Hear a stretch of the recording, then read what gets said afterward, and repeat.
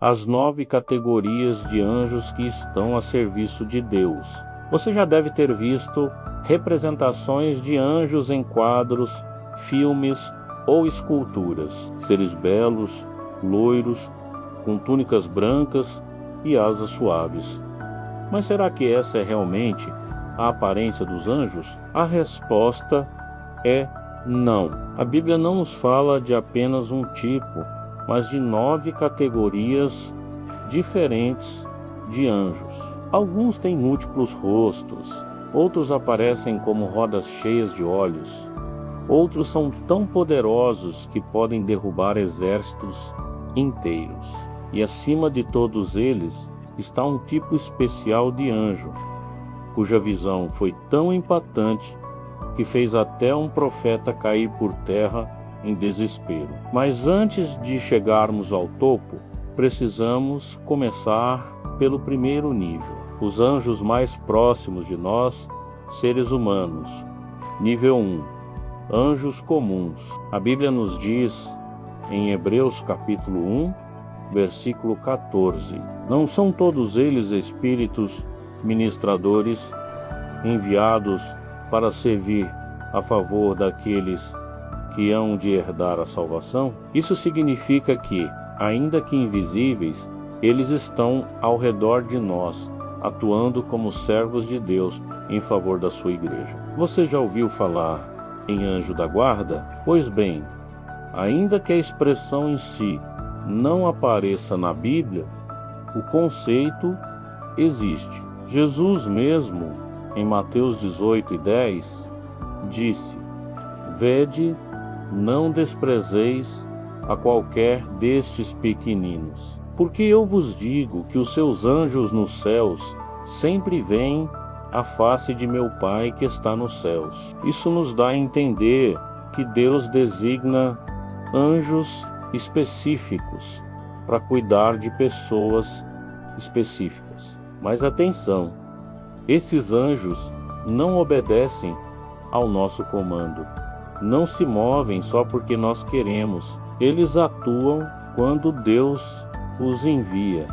É Ele quem ordena. Na Bíblia, vemos inúmeras situações em que eles foram enviados com missões específicas.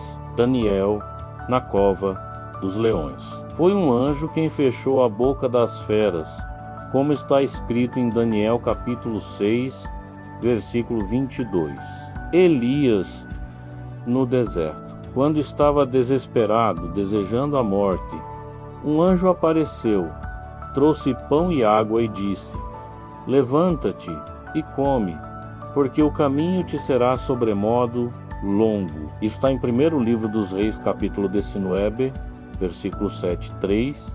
Pedro na prisão. Em Atos dos Apóstolos, capítulo 12, um anjo apareceu no meio da noite, quebrou suas correntes e o tirou da prisão, conduzindo pelas ruas até a liberdade. Jesus no Getsêmani, em Lucas capítulo 22, versículo 43. Quando o Filho de Deus estava prestes a enfrentar a cruz, um anjo desceu do céu para fortalecê-lo. Esses exemplos mostram que eles têm poder real para proteger, livrar, consolar e até intervir no mundo físico. Mas apesar disso, existe uma advertência muito clara: nós não devemos adorá-los. Em Apocalipse capítulo 19, versículo 10, João caiu diante de um anjo para adorá-lo, mas ele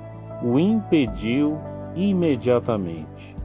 Não faças tal. Sou teu conservo e de teus irmãos que têm o testemunho de Jesus. Adora a Deus. Ou seja, os anjos são soldados obedientes, não buscam glória para si mesmos.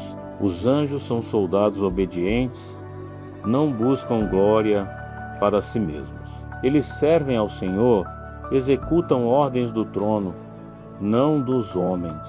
E ainda assim, é fascinante pensar que eles estão ao nosso redor, silenciosos, prontos para agir no momento em que o próprio Deus decide, poderoso o suficiente para quebrar correntes, atravessar muralhas, mudar destinos e transformar realidades. Mas mesmo com toda essa força, esses anjos não são nada comparados ao que vem a seguir, porque existe uma categoria de anjo muito mais elevada, guerreiros de autoridade suprema, arcanjos, nível 2.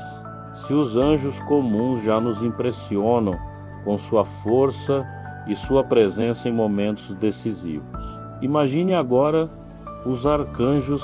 A palavra arcanjo significa literalmente anjo-chefe, ou seja, aquele que está acima dos demais anjos como um comandante de exército. E embora a tradição popular fale em vários arcanjos, a Bíblia só menciona um deles, claramente pelo nome, Miguel, na carta de Judas, capítulo 1, versículo 9. Está escrito: mas o arcanjo Miguel, quando contendia com o diabo e disputava a respeito do corpo de Moisés, não ousou pronunciar juízo de maldição contra ele, mas disse: o Senhor te repreenda. Perceba, Miguel não é apenas um anjo, mas o general supremo das tropas celestiais. Sua função é guerrear. Em Apocalipse capítulo 12, vemos Miguel novamente em ação, e houve batalha no céu. Miguel e os seus anjos batalhavam contra o dragão. E o dragão batalhava e os seus anjos, mas não prevaleceram, nem mais o seu lugar se achou nos céus. Aqui Miguel é descrito como o líder máximo, na luta contra o próprio Satanás, o dragão. Mas Miguel não é o único anjo destacado nas Escrituras.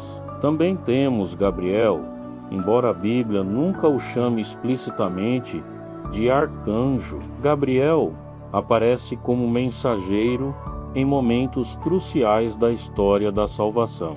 Mensageiro em momentos cruciais da história da salvação. No livro de Daniel, capítulo 8, versículo 16, é Gabriel quem explica ao profeta a visão dos carneiros e dos bodes. Em Daniel, capítulo 9, versículo 22, novamente Gabriel aparece para dar entendimento sobre as 70 semanas proféticas. Para dar entendimento sobre as 70 semanas proféticas. No Evangelho de Lucas, capítulo 1, versículo 19, é Gabriel quem fala com Zacarias no templo, anunciando o nascimento de João Batista. E em Lucas, capítulo 1, versículo 26. É ele quem visita Maria para anunciar que ela conceberia e daria à luz a Jesus, o Filho do Altíssimo. Perceba o padrão. Enquanto Miguel aparece em contextos de batalha, Gabriel surge como mensageiro em momentos de revelação. Dois papéis diferentes, mas igualmente estratégicos. Miguel protege o povo de Deus com espada e poder, enquanto Gabriel comunica os planos de Deus com clareza e autoridade. O que tudo isso nos mostra? Que os arcanjos não aparecem por acaso. Eles não surgem em qualquer ocasião. Sua presença indica uma operação especial dos céus. Quando Miguel é enviado, é porque uma guerra espiritual de proporções cósmicas está em curso. Quando Gabriel é enviado, é porque a mensagem de Deus vai mudar a história da humanidade. E se os anjos comuns já são assustadores e poderosos, pense no peso que carrega a aparição de um arcanjo. Eles não vêm apenas para ajudar uma pessoa em dificuldade, mas para decretar destinos, mudar eras, abrir caminhos de redenção e, se necessário, enfrentar as forças mais sombrias do mal. Mas, mesmo diante do poder dos arcanjos, existe algo ainda mais profundo no mundo espiritual. Porque, se até agora vimos anjos que atuam no plano individual ou em operações grandiosas, o próximo nível lida com algo muito maior. Nações inteiras, impérios e povos. Principados. Nível 3, a palavra já diz muito. Principados tem a ver com príncipes, governo, autoridades sobre territórios e povos inteiros. Eles não agem apenas sobre indivíduos, mas sobre nações, impérios e culturas. Um dos exemplos mais impactantes está no livro do profeta Daniel, capítulo 10. Daniel estava em jejum e oração, quando recebeu uma visão. Então, um mensageiro celestial aparece e diz: desde o primeiro dia em que aplicaste o coração para compreender e te humilhares diante do teu Deus, as tuas palavras foram ouvidas, e por causa das tuas palavras é que eu vim. Mas o príncipe do reino da Pérsia me resistiu por 21 dias. E eis que Miguel, um dos primeiros príncipes, veio para ajudar-me. Pare e pense no que isso significa. Enquanto Daniel estava orando, havia uma guerra espiritual real acontecendo. Um anjo enviado por Deus foi impedido por um principado maligno que governava a região da Pérsia. E a batalha foi tão intensa que Miguel, o arcanjo, precisou intervir. Esse texto, ele revela algo impressionante. Existem anjos designados sobre regiões e povos. Alguns cumprem os planos de Deus para inspirar, proteger e guiar, mas outros que caíram se tornaram principados malignos que oprimem territórios inteiros, espalhando trevas, corrupção e violência. E se isso acontecia nos tempos bíblicos, não seria diferente hoje.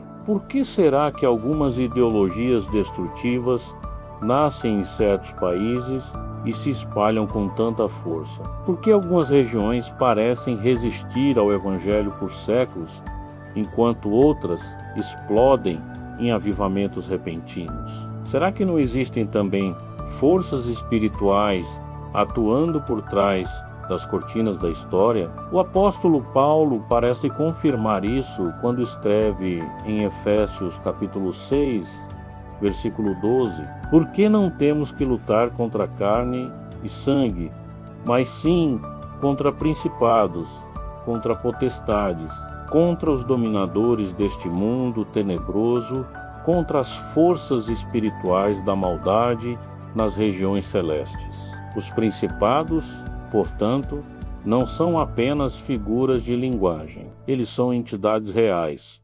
invisíveis, que influenciam governos, líderes, sistemas e até culturas inteiras. Não significa que controlam como se as pessoas fossem robôs, mas eles inspiram, tentam, influenciam e criam ambientes favoráveis para decisões.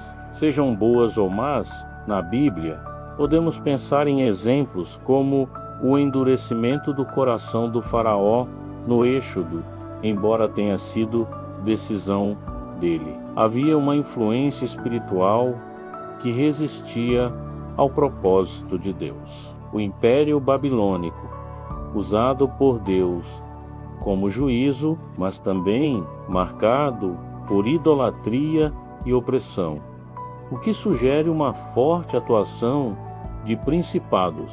O próprio Império Romano, que perseguiu os cristãos nos primeiros séculos, movido por forças que não eram apenas políticas, mas espirituais.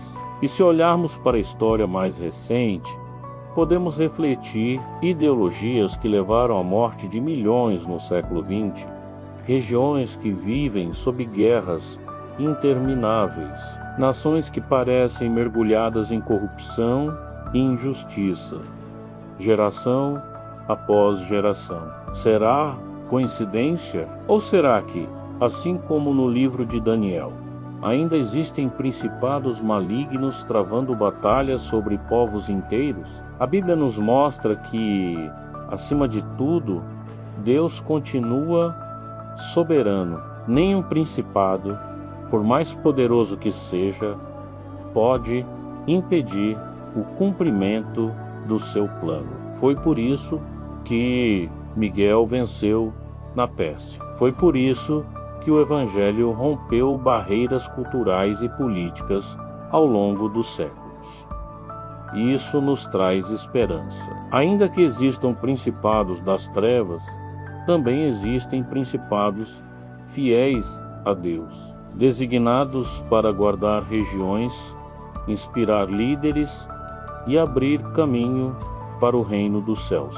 Mas se os principados já operam nessa escala, não pense que paramos por aqui, porque o próximo nível é ainda mais abrangente. Potestades, nível 4.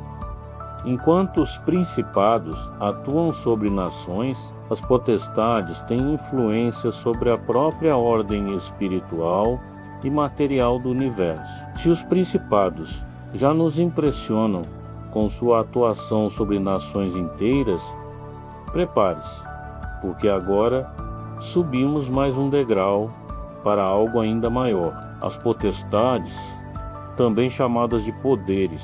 Os principados lidam com regiões, mas as potestades atuam em algo muito mais abrangente, a ordem espiritual e material de toda a criação. O apóstolo Paulo fala sobre elas em Colossenses, capítulo 1, versículo 16, porque nele foram criadas todas as coisas que há nos céus e na terra, visíveis e invisíveis, sejam tronos, sejam dominações, sejam principados, sejam potestades, tudo foi criado por ele e para ele. Perceba, Paulo não apresenta as potestades como lenda ou metáfora. Ele as inclui na lista das estruturas reais criadas por Deus, ou seja, elas existem desde o princípio, como parte da ordem espiritual invisível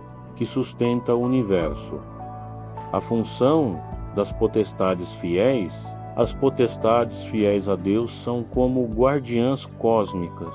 Elas existem para que o caos espiritual não invada o mundo físico, para que a criação permaneça em equilíbrio. São elas que asseguram que os decretos de Deus se cumpram, que a justiça divina seja aplicada e que a harmonia estabelecida na criação não se perca. Por isso, muitos teólogos e escritores cristãos, ao longo da história, as descreveram como guerreiros com armaduras resplandecentes, mas com semblante sereno, não apenas prontos para guerrear, mas também para manter a paz que vem do trono de Deus.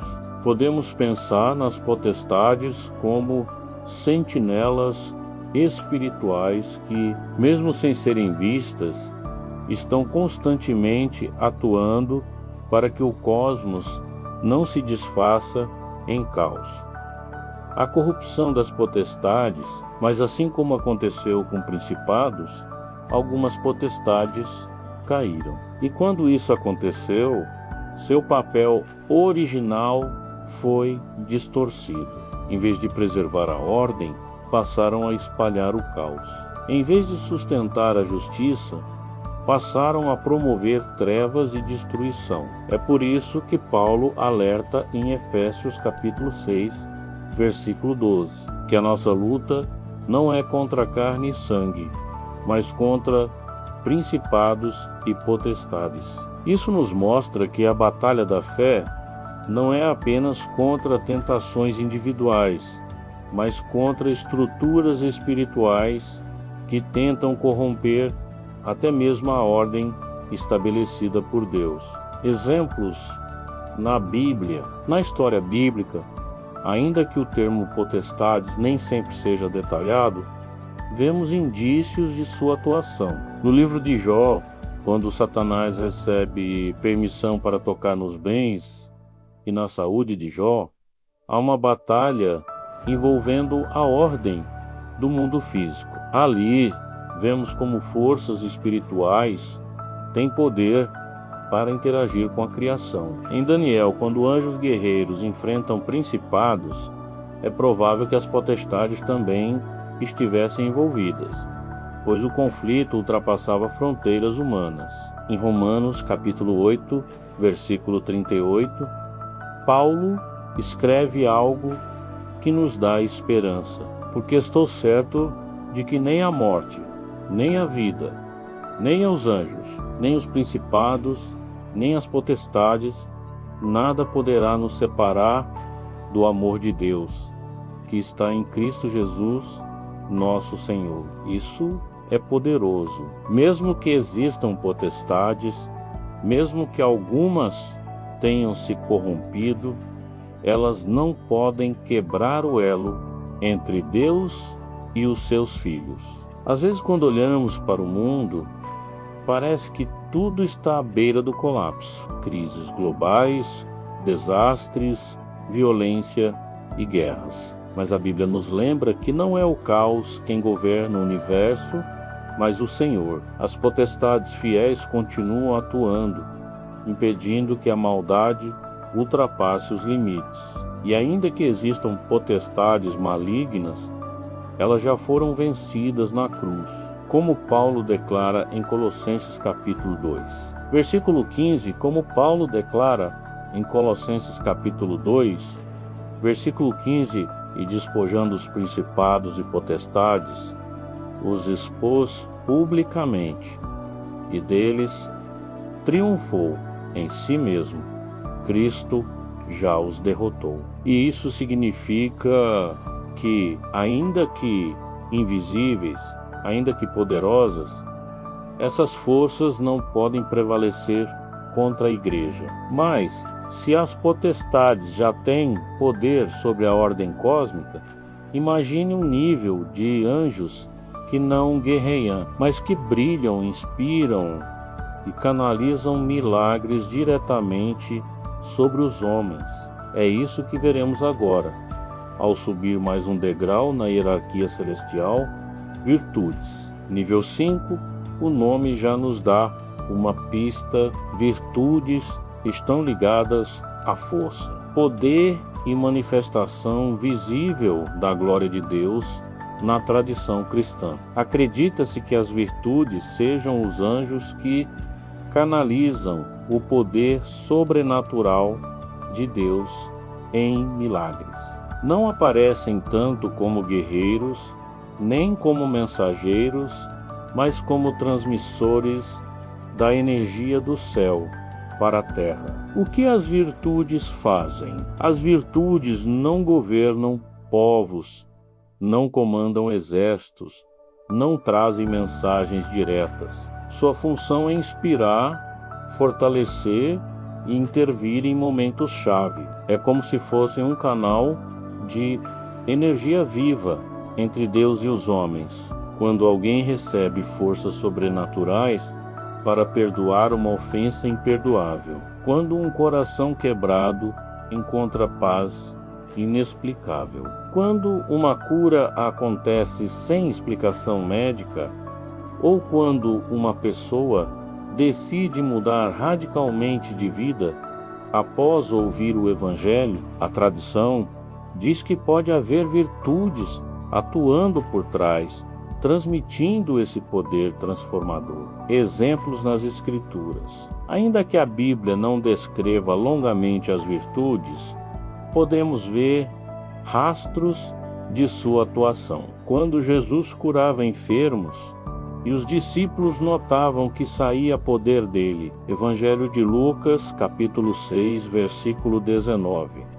Podemos pensar nas virtudes, transmitindo essa força sobrenatural. Em Atos dos Apóstolos, capítulo 4, versículo 31. Quando os discípulos oraram e o lugar tremeu, é possível ver a intervenção dessas forças celestiais trazendo ânimo e ousadia. Em momentos como a ressurreição de Lázaro, em João, capítulo 11, ou a cura do coxo na Porta Formosa, em Atos, capítulo 3, vemos o céu invadindo a terra com poder, e a tradição associa essas manifestações às virtudes.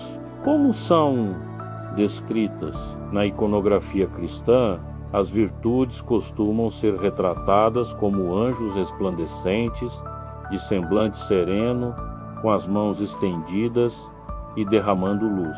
Não estão armados, não trazem espadas, mas parecem irradiar força, paz e esperança. É como se fossem tochas vivas que iluminam e fortalecem aqueles que estão em meio à escuridão. Se pensarmos bem, as virtudes nos lembram de algo muito importante. O Evangelho não é apenas uma doutrina para ser entendida com a mente. É também poder de Deus para transformar vidas. Paulo disse em Romanos capítulo 1, versículo 16: Por que não me envergonho do Evangelho de Cristo? Pois é o poder de Deus para a salvação de todo aquele que crê. E quando esse poder se manifesta em nossas vidas, seja através de milagres, conversões ou forças inesperadas, podemos imaginar que os céus estão nos tocando por meio dessas virtudes. Mas se as virtudes transmitem o poder de Deus, surge uma pergunta: quem organiza tudo isso? Quem distribui as ordens do trono para que cada milagre, cada libertação e cada intervenção aconteçam no momento certo? Para responder, precisamos subir ao próximo degrau da hierarquia celestial. Domínios, nível 6, hierarquia celestial. Domínios, agora chegamos a um nível que quase ninguém menciona, mas que é essencial para que tudo faça sentido. Os domínios, também chamados de dominações, eles não aparecem realizando milagres, não descem para libertar prisioneiros, nem lutam em batalhas visíveis. Sua missão é outra: organizar e administrar a ordem celestial, o papel dos domínios. A tradição cristã entende que os domínios são como ministros de Estado no governo divino. Recebem ordens diretas do trono de Deus e as distribuem entre as hierarquias inferiores, garantindo que cada missão, cada milagre, cada batalha espiritual aconteça no tempo e no lugar certos. Eles não aparecem em visões humanas como figuras de fogo ou guerreiros. Pelo contrário, sua função é invisível, silenciosa, mas absolutamente necessária. Sem eles, toda a ordem do céu cairia em caos. Se os anjos comuns são soldados e os arcanjos são capitães, podemos dizer que os domínios são administradores celestiais. São eles que asseguram que a engrenagem da vontade divina funcione com perfeição. Como são representados na tradição artística, os domínios costumam ser retratados com coroas, cetros ou bastões de comando. Alguns são mostrados segurando esferas ou orbes com cruzes, como símbolo de que sua autoridade não é própria, mas vem de Cristo. Eles não aparecem como guerreiros, mas como governantes serenos, sempre atentos, sempre prontos para organizar as ordens que vêm do trono. O que aprendemos com isso? Os domínios nos lembram de algo muito importante. Deus é um Deus de ordem, não de confusão. Assim como um país precisa de estrutura para funcionar, Deus é um Deus de ordem, não de confusão. Assim como um país precisa de estrutura para funcionar, também o céu tem sua organização perfeita, enviado cada mensagem transmitida, cada milagre realizado é fruto de uma ordem de suministradores celestiais. Paulo menciona a existência dessas categorias espirituais em Colossenses capítulo 1, versículo 16, quando fala sobre tronos, dominações, principados e potestades. Mas se os domínios são os administradores, quem carrega a própria presença de Deus quando ele se move? Quem sustenta o peso da glória divina? É isso que veremos no próximo nível, quando chegarmos aos impressionantes e misteriosos tronos. Tronos, nível 7. Se os domínios já nos impressionam como administradores da ordem celestial, agora entramos em um nível completamente misterioso, que foge à nossa imaginação humana. Os tronos, quando ouvimos a palavra trono, pensamos logo em uma cadeira real, símbolo de autoridade. Mas na hierarquia celestial, os tronos não são móveis, não são objetos, e sim seres vivos. Eles são descritos como inteligências gloriosas que sustentam a presença e a glória de Deus. A visão de Ezequiel. O profeta Ezequiel teve uma das visões mais impactantes de toda a Bíblia. No capítulo 1, ele descreve o que viu junto ao rio Quebar. Vi rodas, e havia nelas como que aparência de berilo. Todas as 4 tinham a mesma aparência. A sua estrutura e obra eram como se estivesse uma roda dentro da outra. Andando elas, podiam ir em 4 direções. Não se viravam quando andavam. Eram cheias de olhos ao redor nas 4 rodas. Imagine isso, rodas dentro de rodas, girando em todas as direções, cheias de olhos por toda a parte. Não são simples engrenagens, mas seres vivos que carregam a presença do próprio Deus. Mais adiante, em Ezequiel capítulo 10, o profeta volta a ver os mesmos seres e os identifica claramente, e conheci que eram querubins.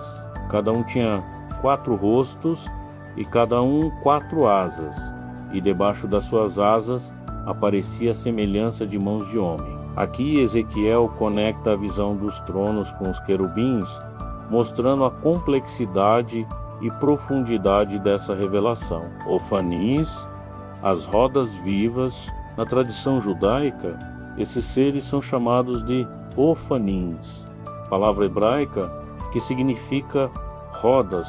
Eles são vistos como a base móvel do trono de Deus, como se o Senhor nunca estivesse parado, mas sempre em movimento, reinando em toda parte. A presença dos olhos em todas as direções simboliza algo profundo. Nada lhes escapa. Os tronos contemplam toda a realidade, veem cada detalhe e por isso são associados ao juízo perfeito de Deus.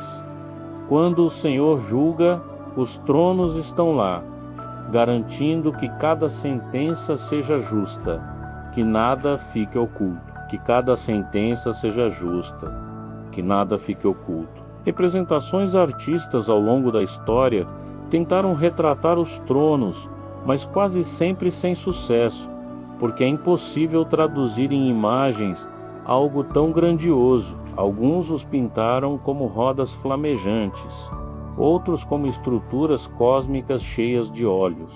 O fato é que a descrição bíblica nos deixa em silêncio. Estamos diante de algo que a mente humana não consegue compreender por completo. O que aprendemos com os tronos? Que o Deus a quem servimos não reina de maneira limitada. Seu trono não está fixo em um único lugar.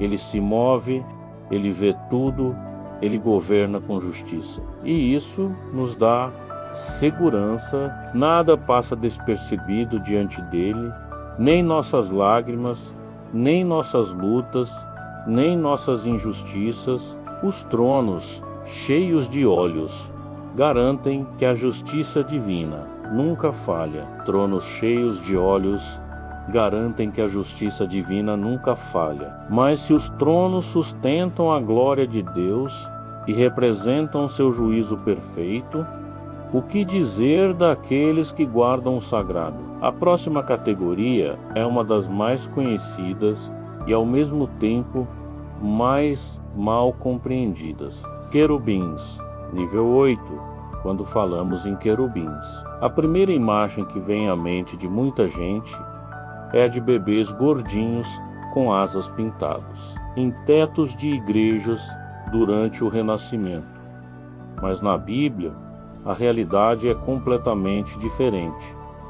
Os querubins não são frágeis, nem delicados, nem inspiram ternura. Eles são seres imponentes, guardiões do sagrado, portadores de sabedoria divina e visão total. Os querubins no Éden, a primeira vez que eles aparecem é logo em Gênesis capítulo 3, versículo 24, após a queda. Quando Adão e Eva foram expulsos do jardim, está escrito: e, havendo lançado fora o homem, pôs querubins ao oriente do jardim do Éden e uma espada flamejante que se revolvia para guardar o caminho da árvore da vida. Perceba, o primeiro papel dos querubins não foi cantar nem trazer mensagens, mas guardar o caminho da vida eterna, impedindo que o homem caído tivesse acesso à árvore da vida. Eles surgem como guardiões, protetores da santidade de Deus contra a profanação. Os querubins, na Arca da Aliança mais adiante, em Êxodo capítulo 25, Deus ordena que Moisés construa a Arca da Aliança e coloque sobre ela 2 querubins de ouro. Eles deveriam cobrir o propiciatório com suas asas estendidas, um de frente para o outro, e onde a glória de Deus se manifestava, exatamente ali, entre os querubins.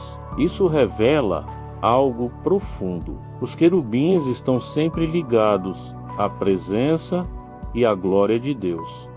Eles não são apenas guardiões, mas canais de revelação, símbolos de que o Santo dos Santos é um lugar inacessível, sem a mediação do próprio Senhor. A visão de Ezequiel, capítulo 1 e capítulo 10, descrevem os querubins com detalhes que chegam a nos assustar. Eles têm 4 rostos: de homem, de leão, de boi e de águia. Cada um deles tem 4 asas. 2 cobrem o corpo e 2 se estendem para o movimento. Seus corpos brilham como bronze polido. Seus pés são como os de bezerro, e há olhos por toda parte, indicando que nada lhes escapa. Eles se movem como relâmpagos, acompanhados de trovões e fogo, como se carregassem em si a energia do céu. No capítulo 10, Ezequiel conclui: então conheci que eram querubins, ou seja, aquilo que para nós parece incompreensível, para ele ficou claro. Eram os mesmos guardiões do Éden, mas revelados em toda sua glória. O simbolismo dos querubins. Os 4 rostos representam dimensões diferentes da criação e da revelação de Deus: homem, sabedoria e razão; leão, força e realeza; boi, serviço e sacrifício; águia, visão e eleeza; boi, serviço e sacrifício; águia, visão e elevação espiritual. Esses símbolos mostram que os querubins contemplam a realidade de uma forma muito mais profunda que nós. Por isso, na tradição, acredita-se que até os anjos de hierarquias inferiores consultam os querubins quando precisam compreender os mistérios da vontade divina. A distorção cultural, com o passar dos séculos, especialmente na Idade Média e no Renascimento. Os artistas começaram a retratar os querubins como figuras infantis, dóceis e decorativas, mas essa imagem está muito distante do que a Bíblia revela. Sem perceber, trocamos criaturas de fogo, olhos e trovões por rostinhos bonitos com asas pequenas e perdemos a noção do verdadeiro temor e da verdadeira reverência que esses seres inspiram. Mas mesmo diante da imponência dos querubins, existe um nível ainda mais alto, um nível tão próximo do trono que nem sequer descem à terra. Serafins, nível 9, chegamos ao topo, ao pináculo da hierarquia angelical, os serafins. Se os querubins guardam o sagrado e contemplam os mistérios da glória, os serafins estão em um lugar ainda mais elevado. Eles não descem à terra, não entregam mensagens, não guardam regiões, não travam batalhas. Sua função é única e absoluta: permanecer diante do trono de Deus, ardendo em adoração por toda a eternidade. A visão de Isaías, a Bíblia fala claramente deles em Isaías capítulo 6, versículos 1 ao 3, no ano em que morreu o rei Uzias. Eu vi ao Senhor assentado sobre um alto e sublime trono, e o seu séquito enchia o templo.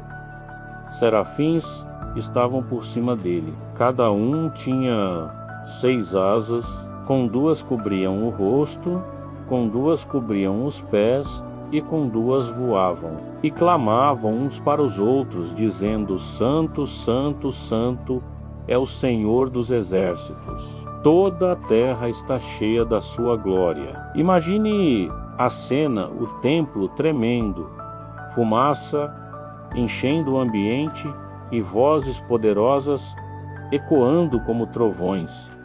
Santo, Santo, Santo. Não em sussurros, não em cânticos suaves, mas em gritos ensurdecedores que estremecem a estrutura espiritual. O significado do nome. A palavra serafim vem do hebraico saraf, que significa arder, queimar, inflamar. Eles são literalmente os ardentes, mas não ardem em ira ou juízo. Eles ardem em amor, amor puro, santo e incontenível, pela glória de Deus. São chamas vivas, consumidas e ao mesmo tempo sustentadas pelo fogo divino. O impacto em Isaías. Ao contemplar os serafins, o profeta não resistiu, ele caiu por terra e exclamou em Isaías capítulo 6, versículo 5: Ai de mim, estou perdido, porque sou um homem de lábios impuros e habito no meio de um povo de impuros lábios, e os meus olhos viram o Rei, o Senhor dos exércitos. A santidade de Deus, revelada pelos serafins, é tão avassaladora que expõe imediatamente a pequenez e a impureza do homem. Mas veja o que acontece. Um dos serafins voa até Isaías, trazendo uma brasa viva do altar, e toca os seus lábios. E ele diz, esse gesto é profundo. O fogo dos serafins não destrói, não condena, não aniquila. Ele purifica, restaura, santifica. O mesmo fogo que os consome em adoração é usado para transformar Isaías e capacitá-lo para a missão. Como são representados? Os serafins são descritos com 6 asas, 2 cobrem o rosto, porque nem mesmo eles, tão próximos de Deus, podem olhar diretamente para a glória completa do Senhor. 2 cobrem os pés, em sinal de humildade e reverência. 2 voam, indicando prontidão constante para servir e adorar. A tradição cristã sempre os associou ao fogo, à pureza, ao louvor incessante. São o coro eterno do céu, a adoração viva que nunca cessa. Mas existe ainda um mistério sombrio ligado a tudo isso, porque a Bíblia sugere que aquele que hoje conhecemos como Satanás não era um serafim, mas sim um querubim, um dos mais elevados, talvez o mais belo, o mais próximo da glória, até que foi encontrada maldade nele e sua queda mudou para sempre a história do mundo espiritual. E se você quer entender como era esse querubim antes da queda e como seu orgulho abriu as portas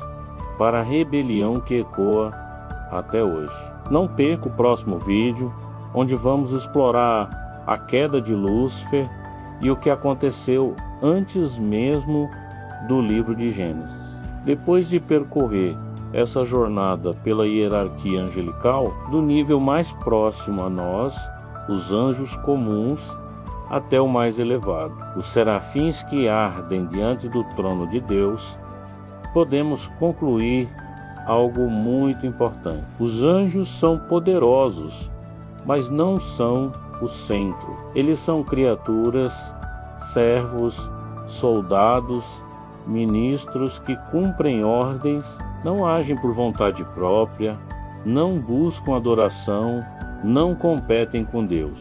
Cada um, desde o mais simples até o mais glorioso, está completamente voltado para o mesmo propósito: cumprir a vontade do Criador e exaltar a sua glória. É por isso que a Bíblia nos adverte: não devemos adorá-los, não devemos invocá-los, não devemos acender velas ou cultuá-los. Os anjos são servos, mas o Filho é o Senhor. Eles refletem a luz, mas Jesus é a própria luz. Eles carregam brasas do altar, mas Cristo é o fogo eterno que consome todo o pecado. Eles sustentam a ordem, mas Ele é o próprio Rei que reina sobre todas as coisas. Aplicação para nós? E o que tudo isso significa para a nossa vida? Que não estamos sozinhos. Existe um mundo espiritual, real, ativo, muitas vezes invisível aos nossos olhos, mas totalmente presente. Anjos nos guardam, nos fortalecem, nos ajudam em momentos decisivos. Principados e potestades travam batalhas por territórios e nações. E acima de tudo, o trono de Deus continua firme, sustentado por seres que jamais cessam de clamar: Santo, Santo, Santo é o Senhor dos exércitos. E se você ficou impressionado com o poder e a glória desses 9 níveis de anjos, compartilhe a palavra de Deus com seus parentes ou amigos mais próximos. Agora, se você ainda não é inscrito no canal, esse é o momento perfeito. É só clicar naquele botão vermelho de inscrição e ativar o sininho das notificações. Assim você não perde nenhuma novidade e fica por dentro de todo o conteúdo novo que posto por aqui.